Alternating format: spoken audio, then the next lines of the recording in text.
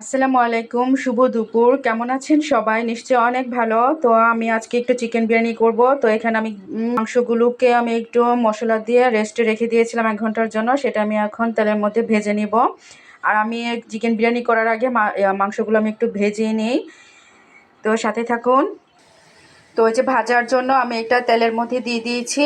এগুলো এখন আমি আস্তে আস্তে করে লাল করে মানে লাল লাল করে ভেজে তুলে নিব। তো এই যে দেখেন আমার এটা ভাজা হয়ে গিয়েছে, আমি এরকম করে ভেজে নিয়েছি। তো এখন আমি ওই চুলার মধ্যে দিয়ে এটাকে আমি কোরমার মতো করে নেব। তো এই যে এটার মধ্যে আমি এখন ওই যে ভাজার ঠিক তেল ছিল ওটা দিয়ে এটার মধ্যে পেঁয়াজ দিয়ে দিলাম। এখন আমি পরপর মশলাগুলো দিয়ে দিব।